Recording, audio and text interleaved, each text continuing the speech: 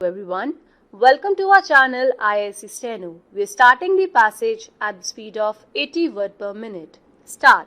I may draw the attention of the House to a special feature of the budget, and it is this. With all the heavy expenditure on defense to the tune of 30%, the developmental activity has not been slowed down.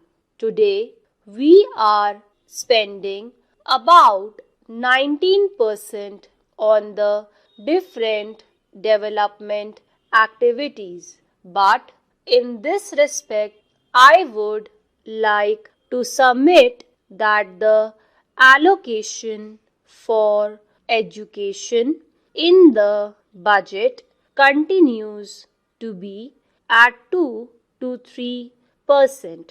I think education is a very important subject as it affects the minds of our younger generation, and it gives us the necessary technical personnel who are, so to say, the hands and feet of our development. What we find here is that instead of making an increase in this particular direction on education, we are keeping it at the same level. I would submit that the finance minister should give his due consideration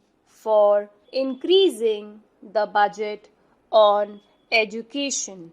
Now I turn to the performance and the working of the ministries. I would like to say something first about the work that the Planning Commission is doing. Of course, the Planning Commission is doing an excellent work. It is at present preparing the 12th 5-year plan. Not only that, it is preparing a perspective plan for a number of years.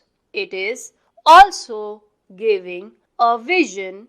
It is also suggesting certain priorities insofar as the progress of our country is concerned. The Planning Commission is also carrying out different kinds of studies and researches. But at the same time, what I feel is that the Commission must apply itself also to the weaker sections of the society, namely the landless laborers, the artisans, and those who are living in the rural areas. It must also apply itself as to how the weaker areas or the underdeveloped areas in our country can be helped. I know that the Planning Commission has prepared certain indicators and has asked the state governments to show which are the regions which are underdeveloped according to the indicators, but that much of attention will not do. We have to give more attention because if such areas continue so in the different states in our country, it will hamper the general progress of the country. From the questions that are asked in this House, the Minister will know the anxiety amongst the members. So, I would suggest for the consideration of the Minister that a special wing be established in the Planning Commission to study and prepare schemes for such regions. Today, only 7 states have informed as per indicators about these regions, and even then I would submit that a special wing may be constituted in the Planning Commission to study and prepare schemes for such regions. This wing should not merely prepare schemes, but it must at the same time also watch the implementation of the schemes that are meant for such regions. The Planning Commission must direct that a special provision be made and priority given to all the schemes for such regions. The economic development of such a region depends upon the building up of economic overheads in that particular region, and you will find, as I have given certain figures, that in so far as Marathwada area is concerned, there is lack of such economic overheads.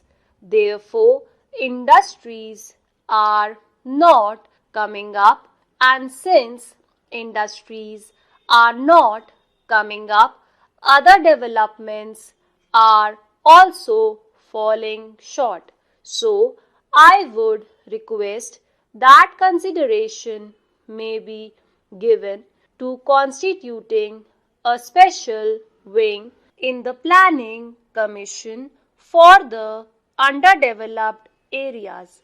Coming to the Ministry of Education, what I find is that the Ministry of Education has been going many things.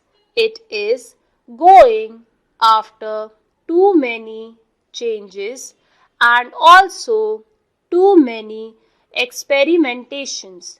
I think the time has come when we should stop this policy of going after too many changes and too many experimentations in the field of education.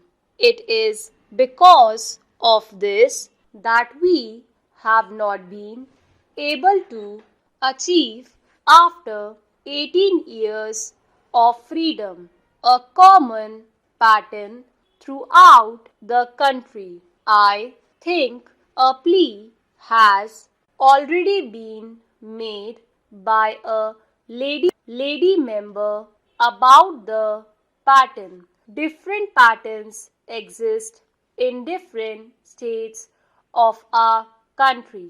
One does not know what has happened to the educational objectives that have been incorporated in the different reports with regard to primary education, secondary education, and college education.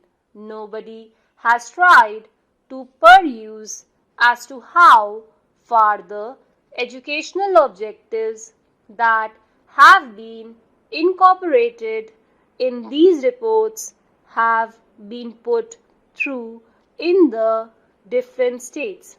As far as I know, basic education is not being worked in the spirit in which it ought to be, and there are different misconceptions about it. So, it should be seen by the Education Ministry that instead of going after too many changes and too many experimentations, they concentrate and see that at least a common pattern of education at the primary level, the secondary level, and the college level is involved throughout the country.